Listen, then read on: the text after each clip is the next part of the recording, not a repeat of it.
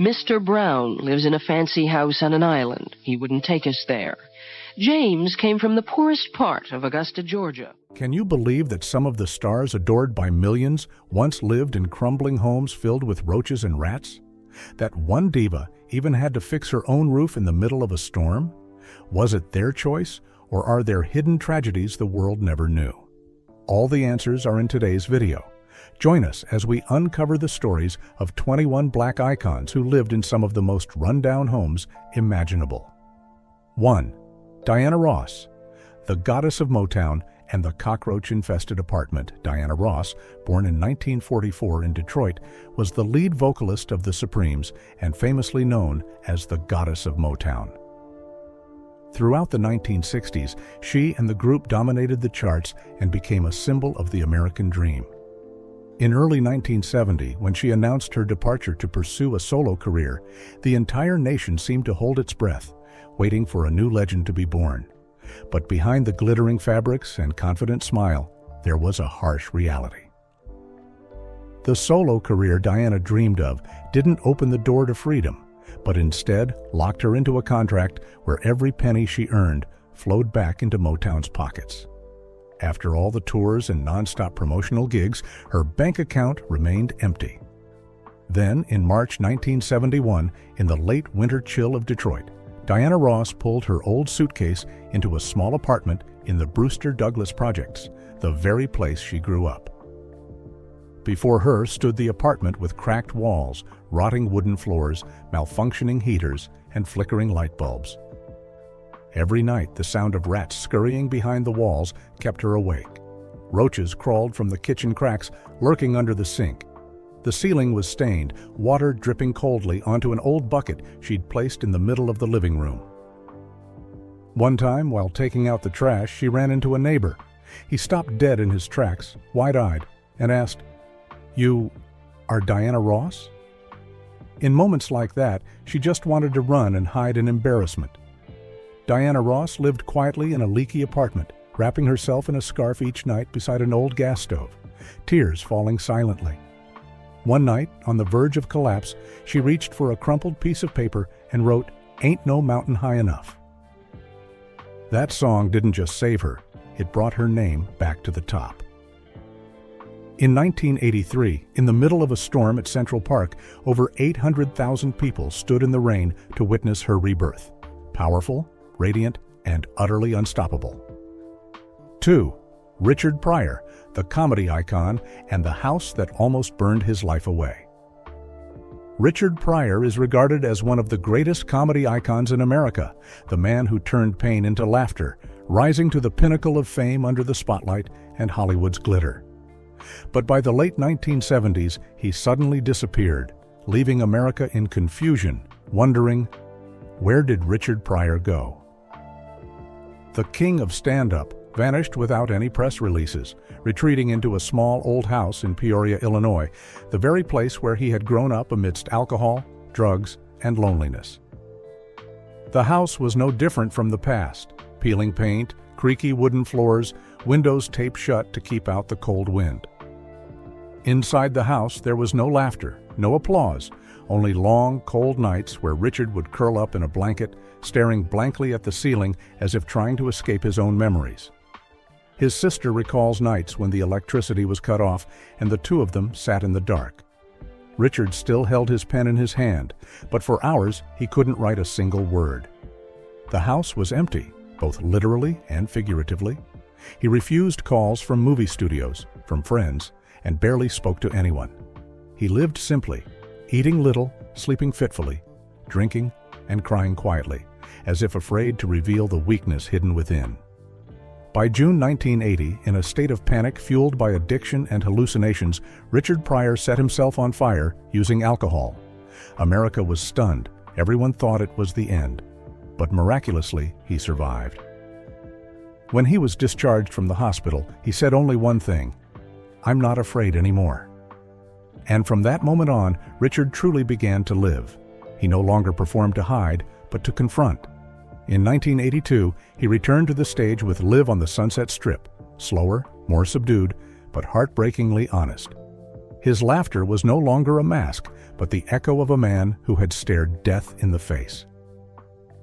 In his final years, though weakened by multiple sclerosis, he kept writing, kept remembering Peoria, the place he once thought had taken everything from him, but in truth had given him the chance to find himself again. 3. James Brown, the godfather of soul, who slept under a leaky roof.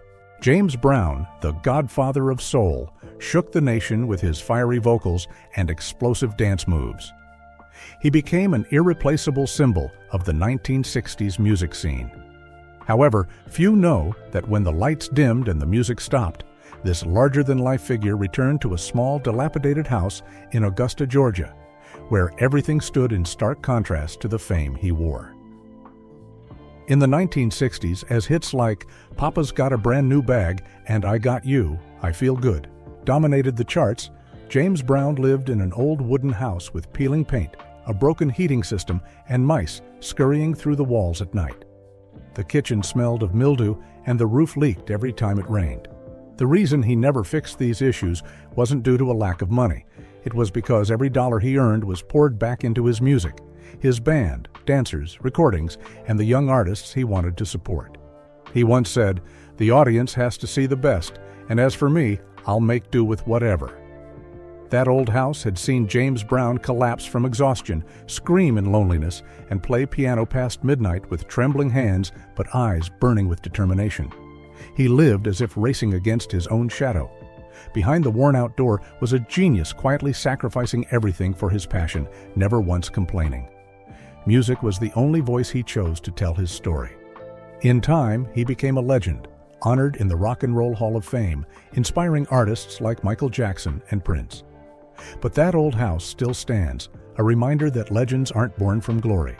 They rise from darkness, sweat, and an unshakable belief that music is worth it all. 4. Tina Turner. Tears of the Queen of Rock and Roll in a rented apartment. Tina Turner, born in 1939, is known as the Queen of Rock and Roll. Her powerful voice and unbreakable spirit captivated the world. But behind the dazzling lights of fame, there was a truth few saw. To gain her freedom, she had to sacrifice everything: her reputation, her wealth, and even her safety. By the end of 1978, after years of physical and emotional abuse at the hands of Ike Turner, a man who controlled every aspect of her life, Tina decided to leave the marriage.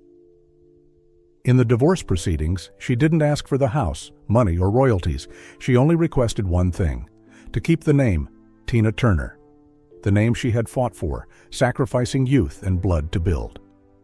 One rainy afternoon in July, a worn-out taxi turned onto a quiet street in Los Angeles, stopping in front of a shabby row of rental houses. Tina stepped out, holding a frayed cloth bag containing little more than a few clothes, an old songbook, some spare change, and the freedom she had just won with her entire life. She stood in front of her new apartment. No cheers, no flowers, just peeling paint and a crumbling doorstep. Inside, the room was cold and bare, with only a worn-out mattress and the thick scent of mildew in the air.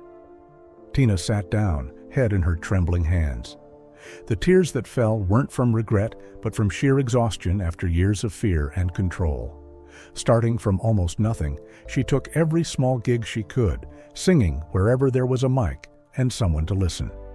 Slowly, she began to rebuild herself. In 1984, "What's Love Got to Do with It" echoed across America, marking her return, not as a shadow of the past, but as a symbol of strength and rebirth. From a rundown rental to the heights of glory, Tina Turner proved that some women don't just survive heartbreak, they turn it into the power to rise. 5. Sam Cooke, the old apartment that gave birth to a legend. Sam Cooke, the father of modern soul music, known for his smooth voice and the melancholic eyes of someone who has weathered many storms, was not only an artist, he was a symbol of the struggle to break free, of a voice rising above injustice and division. But few know that even as his hits like "You Send Me" and "Cupid" were heard across America, Sam Cooke lived in a cramped and rundown apartment in the south side of Chicago. The apartment was on the second floor of an old building with creaky wooden stairs and floors that groaned with every step. In the winter, the heating system was so weak that every breath turned to mist in the air. Sam often sat huddled by a small heater, strumming his guitar, writing songs under the flickering yellow light, his hands so cold that sometimes he couldn't press the right chords. On his desk were crumpled sheets of paper filled with lyrics, both songs and the protest slogans of an era.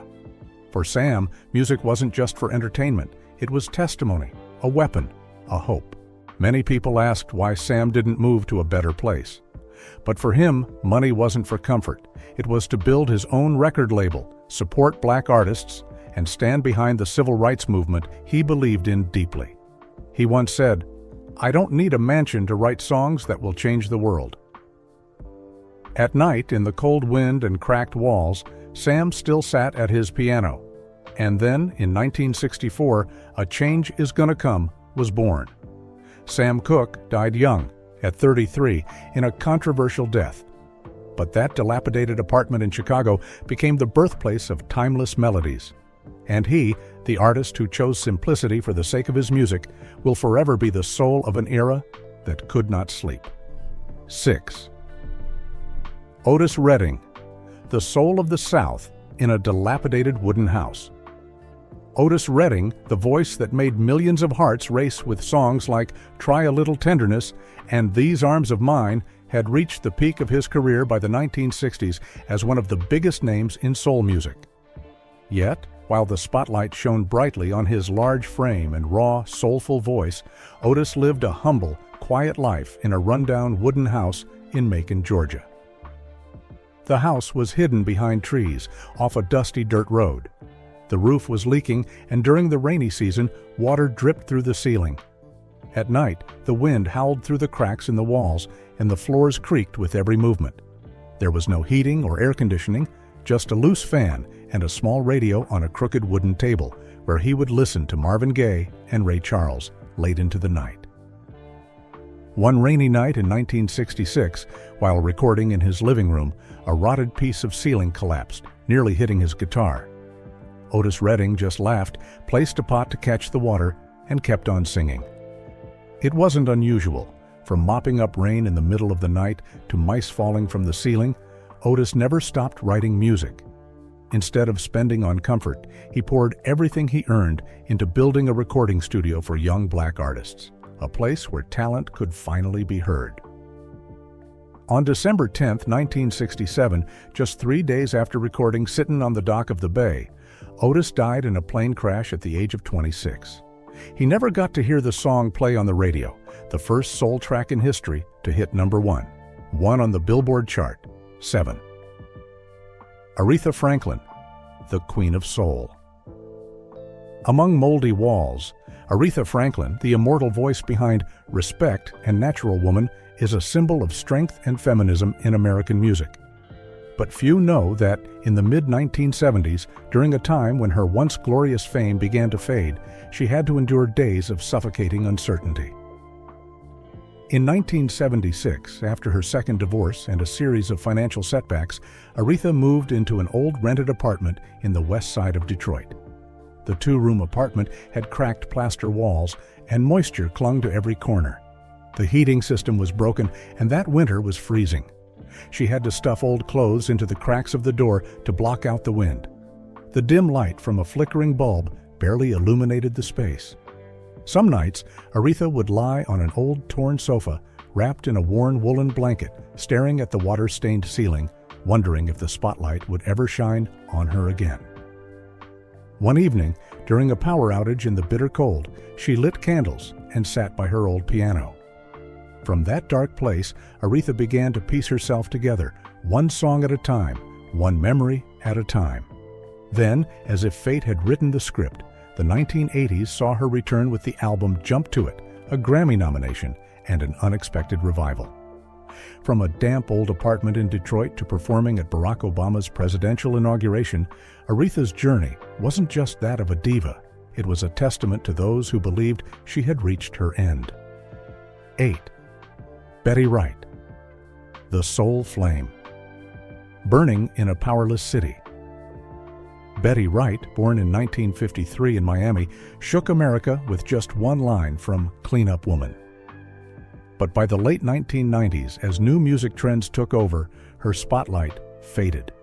She retreated to a rundown apartment in a poor Miami neighborhood where during summer blackouts, only the sound of cicadas and candlelight lit the face of a woman who was once a legend.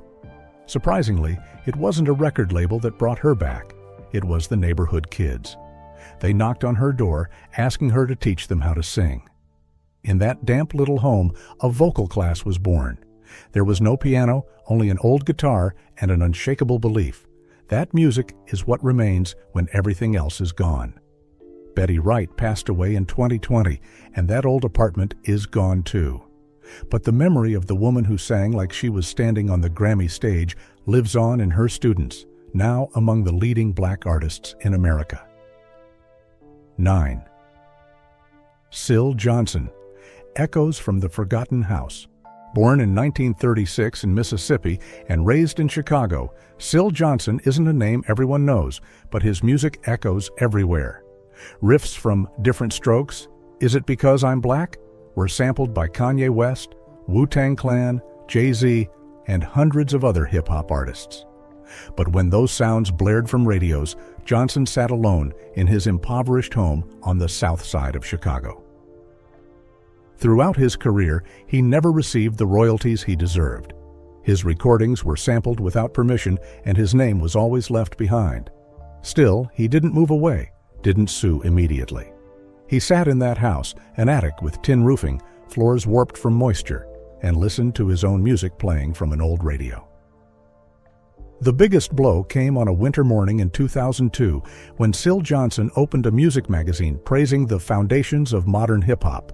Yet his name was nowhere to be found, even though the beat from his own music was playing on the radio.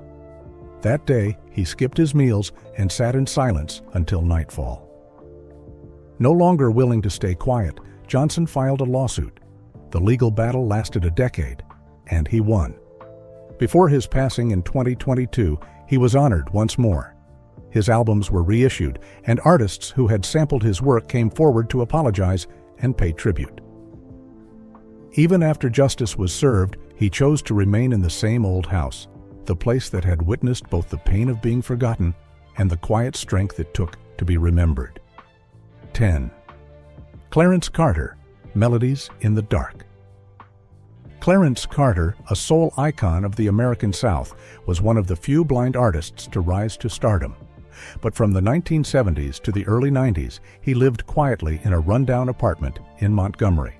The ceiling was moldy, the floors cracked, freezing in the winter and sweltering in the summer with no air conditioning. When it rained, water would leak through the roof and run down into the bedroom.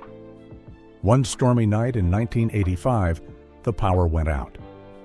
Clarence felt his way down the hallway to find the circuit breaker, but slipped on the flooded floor, hitting his head against a broken wall. Blood ran down his forehead. There was no one to help, no phone, no manager. In the darkness and cold, he sat against the wall and began to quietly sing, "Slip Away, Slip Away," as if music was the only thing keeping him from sinking into the silence. He didn't choose poverty, but he accepted it, so he could put every penny into music, into studios, into helping young artists. And he was right. Patches continues to play through generations, even as he once sat alone in that crumbling apartment where fame seemed a world away. 11. Percy Sledge, A Broken Heart in a Tiny House. In 1966, Percy Sledge wrote one of the greatest love songs of all time, When a Man Loves a Woman. His trembling, painful voice was filled with authenticity, as if it had been drawn from his own life. But behind that glory, there was a small house in Sheffield, Alabama, where he lived with his family for many years, even as an international star. The house had 2 bedrooms, peeling walls, a leaking roof, and windows that wouldn't open. The fence was broken, and the front yard was overgrown with weeds. There was no washer, no proper heating system, and during winter he used an old gas heater that filled the house with smoke. No one would believe that the man with a voice that made the world swoon lived in such a place. In 1978, a documentary crew came to interview Percy Sledge. As they stepped inside, the director nearly tripped over a bowl placed in the middle of the living room to catch rainwater leaking from the roof. Percy just smiled and said, "Don't worry, that's my drainage system." Years later, even after being honored and finally receiving royalties, Percy never left that little house. Because this is where I sang that song for the first time. When a man truly loves music, just like he loves a woman, even with a broken heart, he keeps on loving. 12th. Odetta, a diva living among old walls. Odetta was not just a singer, she was a symbol. Her voice was the anthem of the American Civil Rights Movement, inspiring figures like Bob Dylan, Joan Baez, and even Martin Luther King Jr.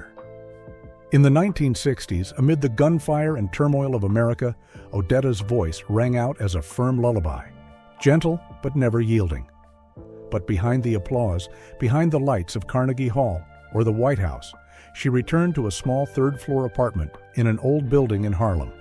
The apartment had stained walls, low ceilings, and creaky wooden floors. It wasn't luxurious. A turntable sat next to a shelf with broken legs, where she would quietly listen to old recordings of herself. The gas stove barely worked, and each morning she brewed coffee in a dented aluminum pot, exhaling steam in the cold winter air.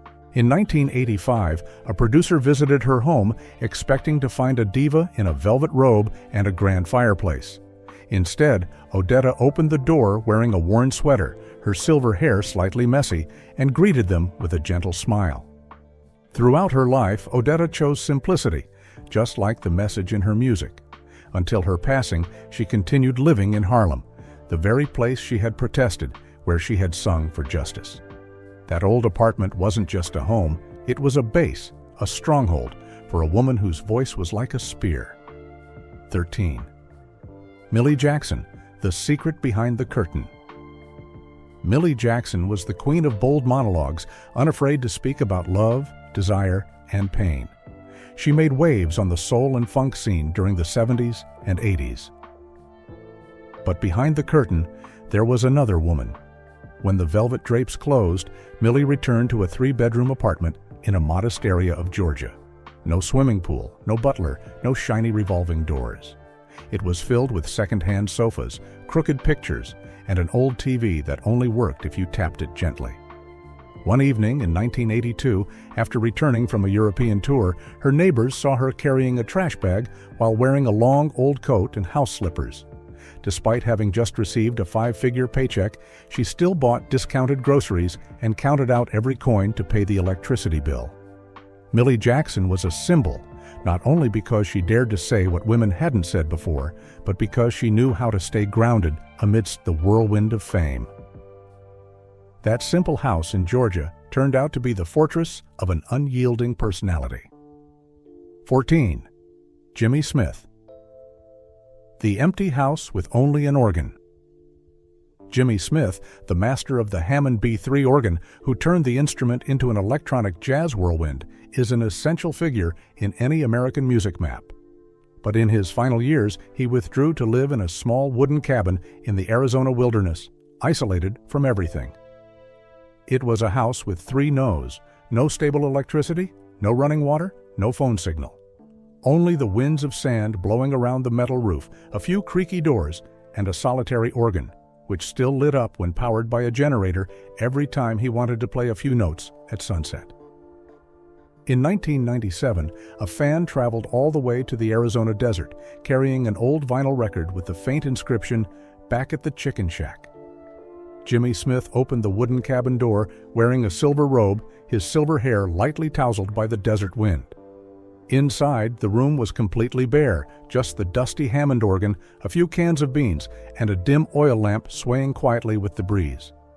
Without saying much, Jimmy sat down at the organ, and the melody slowly rang out, warm and deep. The fan stood still, as if time had stopped. In that house, without electricity, water, or stage lights, Jimmy Smith still lit up the flame of his passion for music. 15. Chuck Berry, Rock and Roll in a Poorhouse. Chuck Berry, the father of rock and roll and creator of iconic hits like Johnny B. Goode, spent his entire life in a rundown house on the outskirts of St. Louis. Despite global fame, he chose a simple life, far from luxury. One winter night in 1998, as he walked into the kitchen to make a cup of coffee, he could hear the wind whistling through the cracks in the cold house. Though he had earned millions from his music, he couldn't afford to fix his home, a result of being exploited for decades by unfair contracts with managers and producers. In the final years of his life, Chuck lived in poverty, never truly receiving the value he deserved from the songs that helped shape music history. He passed away in 2017, leaving behind an immortal legacy and a financial tragedy few ever knew. 16. Bill Withers, Letting Go. In a simple, uncomfortable house. Bill Withers, the legendary voice behind Lean on Me and Ain't No Sunshine, stepped away from the spotlight in the late 70s after being manipulated by unfair contracts and an exploitative music industry. He chose a quiet, simple life in search of peace. In 1980, he bought an old house in the suburbs of Los Angeles, small, modest, with no new appliances, no TV, no internet. Despite earning from his music, Bill never cared to renovate. His days passed in silence, with soft guitar notes echoing through a dim room where he wrote, reflected, and quietly watched the world through the window. Bill Withers passed away in 2020 in that very home. No noise, no spotlight, just as he had chosen to live. 17. Bo Diddley, the blues artist in a dilapidated house. Born in 1928, Bo Diddley was a legendary blues and rock musician, but he spent his final years living in a small, dilapidated house in Gainesville, Florida. The house had no roof, moldy walls, and cracked tile floors. Yet it was where he found peace despite his constant poverty. Although Bo was a music legend, he never received fair compensation for his creative work. Unfavorable contracts kept him in financial distress, and he lacked the funds to repair his deteriorating house. On rainy nights, he would patch up the leaking roof himself, confronting an unchangeable reality. The house became a testament to his quiet life, where he found creative freedom but never achieved material stability. Bo Diddley passed away in 2008, and his impoverished home remains a symbol of the hardships and tragedies he faced throughout his life, even though his music will live on forever. 18. Rufus Thomas, the funk legend who was scammed. Rufus Thomas, born in 1917, was a funk legend from Memphis who spent most of his life in an old house in the working-class neighborhood on the south side of the city. Famous for hits like Do the Funky Chicken, he never attained the wealth that matched his talent. His three-bedroom house was full of memories, but also deteriorating. Cracked walls, warped wooden floors, and every crack in the house symbolized the poverty he lived with. His story begins in the 1970s when his musical career peaked, but his finances didn't keep up. After some musical success in 1980, Rufus met someone who claimed to be an investor and convinced him to invest in a major business venture. Trusting the promise of huge profits, he invested the money he had earned from music. However, the man was a scammer, and Rufus lost all his money, leaving him with massive debt and financial ruin. This situation made his house even more run down. Despite this, Rufus never left the old house, where he raised his children and taught them to love music. When he passed away in 2001, he left behind a remarkable musical legacy, but also a life defined by financial tragedy, where misplaced trust and material deprivation gradually took control of him. 19. Betty Davis, the funk queen who repaired her own roof. Betty Davis, the queen of 1970s funk, shook the music industry with her bold style and powerful sound. But after a broken marriage with Miles Davis and being blacklisted by the industry, she suddenly disappeared from the spotlight, retreating into a rundown apartment in Pittsburgh. The apartment was dark and decaying, with no phone, no internet, just a single bed and piles of old music notes. On a stormy night in 1995, the roof leaked badly. With no one to help, Betty desperately tried to fix it herself. As rain poured into every corner, she sat quietly in an old armchair and cried. She spent her final years in poverty and isolation, passing away in 2022. Though forgotten by many, Betty Davis's music lives on, an irreplaceable symbol of boldness and freedom in funk. 20. Ernie Barnes. The artist who lived in a studio without a bed. Ernie Barnes, the artist famous for the painting Good Times, spent much of the 1970s and 1980s living in a small studio in Los Angeles. Known in the art world, he chose a harsh life with no bed, no comforts, just a drawing table and unfinished paintings. Ernie refused commercial contracts to maintain his creative freedom, but this decision led to lack and loneliness. Art was his life, but in his later years, it became an inescapable burden. In his final years, Ernie lived in poverty, without close friends by his side. His finished paintings weren't enough to sustain a stable life. While he left behind a magnificent artistic legacy, his life was a tragedy of sacrifice and isolation. When he passed away in 2009, Ernie didn't just leave behind incredible artwork, but also a story of a life full of passion, yet full of pain, never receiving the recognition he deserved for his artistic contributions. 21st. Redd Foxx, the final tragedy in a rented room. Redd Foxx, loved by millions of Americans for his role as Fred Sanford in Sanford and Son, was a comedy legend. But not many know that the last years of his life were a silent tragedy. In the 1980s and early 90s, after his career had faded, he lived in a rundown rental home in Las Vegas. The house was filled with old furniture, cracked walls, and dark spaces. Each room lacked warmth, with only the sound of a broken television and long, lonely nights. The house was nothing but memories of his golden years, the comedy shows full of laughter, and the fame that once earned him a fortune. Redd Foxx spent most of his final years struggling with debt and declining health. He could no longer work much, no longer perform in comedy shows, or sign lucrative contracts. The dilapidated rental house became the place where he spent his last days. Every morning he would wake up and look around the empty room, with no help, no one to share in the bitterness he was enduring. Then, in 1991, when he passed away, no one was there to help. He didn't even have enough money for a funeral or a proper grave to honor the career he had built. A great life in comedy ended in solitude and deprivation. These stories of legendary black artists, who we admire for their bright careers and extraordinary talents, reveal completely different lives than we might have imagined. They lived in dilapidated, poor homes, where every corner told a tale of tragedy and challenges we never expected. These homes stand as proof of the sacrifices, failures, and resilience that the public has never known. So, which artist's home surprised you the most? Which artist's tragedy touched your heart?